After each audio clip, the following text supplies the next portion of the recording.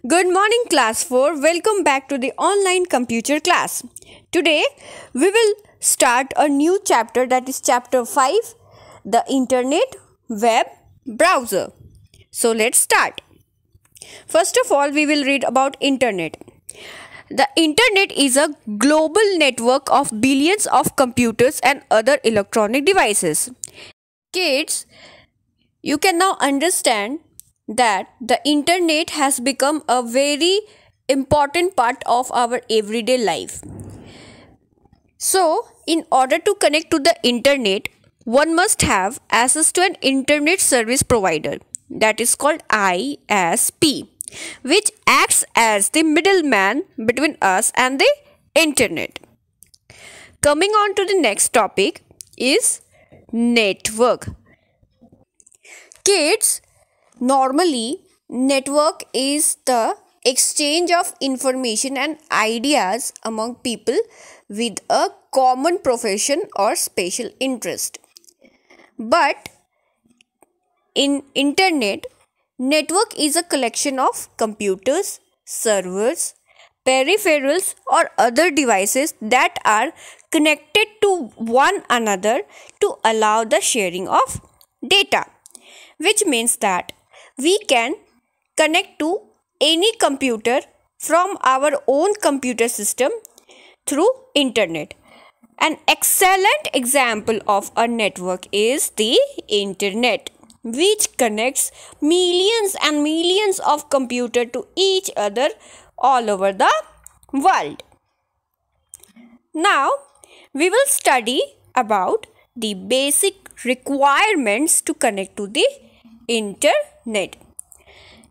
Kids, you can see on your screen that there are 4 basic requirements to connect to the internet. The first and the foremost is computer system. Second one is software.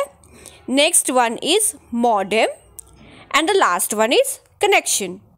In this class, we will read about each of them in detail. So let's go. First is computer system. Kids, the basic requirement to connect to the internet is the computer system. Without this, you cannot connect to the internet. Computer system is not only a computer system. It may be a mobile phone, a palm top, or any other device which should have a hardware. Okay. Now, in terms of computer system, kids, the minimum free space that is required in the hard disk is at least 200 MB. Okay. Computer system that is to be connected to the internet should have multimedia technology that is much preferable for getting better performance.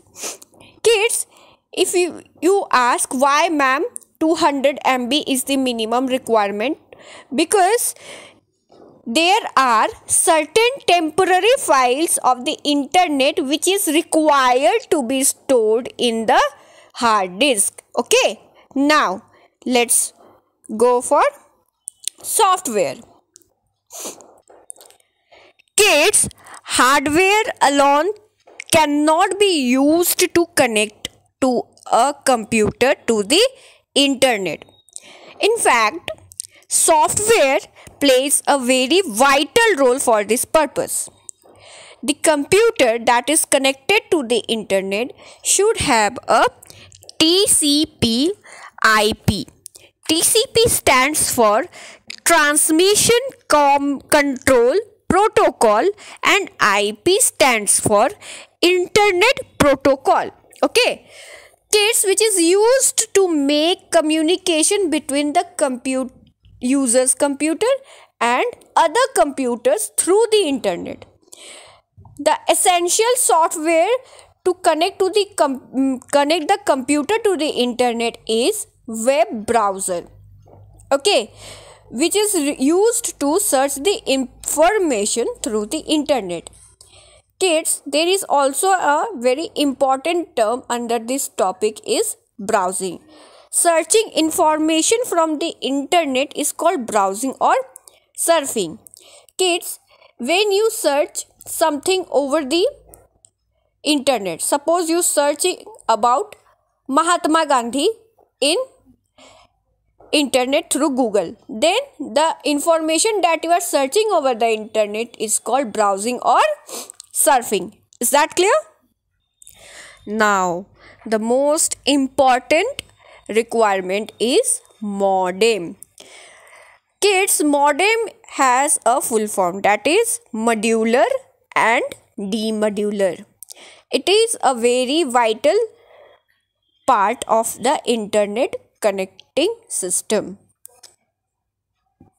It converts the digital signal of our computer to the analog signals, and then the analog signals are passes through the telephone lines. When it passes through the telephone lines, it get connects to another modem, and that modem converts the analog signal of the telephone line to the digital signals, and then digital signals get connected to the other side's computer. Okay, you can see that there is a picture that is depicting the function of modem. First of all, kids, you are able to see a computer, and that is connected to a modem through digital signals. The digital signals are in red color. You are able to see that zigzag signals are digital signals. Okay, when the digital signals are getting connected to the modem releases analog signals. That green zigzag lines are analog signals. Analog signals are then connected to the poles which are having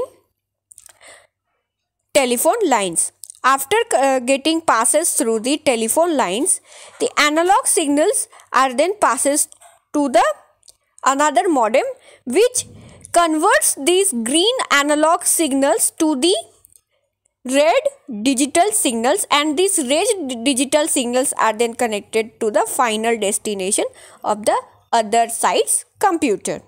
Okay, this is a very vital part of communication through modem. You have to very cautious about it. You have to read it through your book also. Okay, now we will learn the last requirement is connection. Kids, most common connection between a computer and the internet is done using normal telephone line, which is we called dial-up networking. Okay. Besides this, kids, other connections such as ISDN, which stands for Integrated Service Digital Network, cable line, okay, leased line, satellite connections, etc., which can be used to connect a computer to the internet. This type of internet access you choose will determine the type of modem you need. Suppose dial-up access you are choosing. So dial-up access uses telephone modem. Okay, DSL service, if you choose DSL service, then it will have to get connected through a DSL modem. So likewise, if you choose satellite service, then you have to install a satellite adapter. Alright, so kids, we will continue this chapter to our next classes also. Till then, bye-bye, take care.